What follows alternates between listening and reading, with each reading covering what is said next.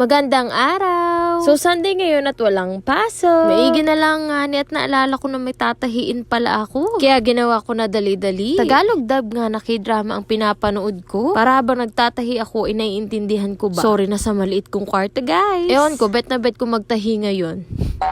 Designer pa man din ang gusto ko nung bata pa Pero ako. Alam naman natin na pagbata, maraming gusto paglaki. Medyo pangit nga ang panahon ngayon dahil umiinit, umaaraw at umuulan pa. Sayang ang mga binilad.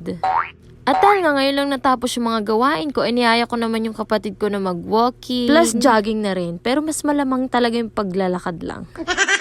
Medyo makulimlim nga ang panahon, pero alas 4 pa lang ha. Ay, hindi, 5 na ata yan. Charot, hindi ko na alam. Basta wala makakapigil sa amin today. At nung malapit na nga kami sa finish line, ay umuulan na. Gusto pa naman namin magtatakbo doon sa may palayan doon kasi makikita namin yung kay Papa na kubo. Sabi nga ni Jeret, tara na te, baka magkasakit pa tayo sa ulan na yan. Mahirap na. Nakakatakot pa naman magkasakit, guys. So, ang ending, uuwi na tayo. Linggo lang kasi yung madalas maraming time sa sarili. Minsan ko na nga lang tumaisip kasi maglalaba, maglilinis ka sa umaga. Sana all bata na lang, oh. Ewan ko nga kung bakit ganito yung panahon ngayon. Kaganda-ganda naman kaninang umaga. Maigi na nga lang at konting kembot ay makakauwi na kami. Hindi pa lumalakas masyado yung ulan. Ambon-ambon lang. Pero ang kagandahan sa probinsya ay kahit saan ka pumunta malamig. Kasi nga may mga palayan, bundok, mga puno. At dahil nga nagutom tayo pag-uwi, tara, kain tayo ng pipino.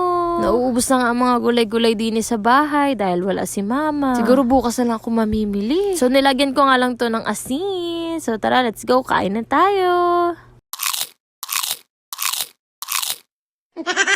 At niyaya ko na rin yung kapatid ko kumain. Ipapatikim ko sa kanya yung lasa ng kamay ko. Charis yung pipino. Okay lang naman malasahan yung kamay ko kasi ako din naman yung kakain ito, diba? So, hanggang dito na lang po muna and thank you for watching. Happy Sunday! Pila-pil ko pa yung bangs ko dito ay. Bye!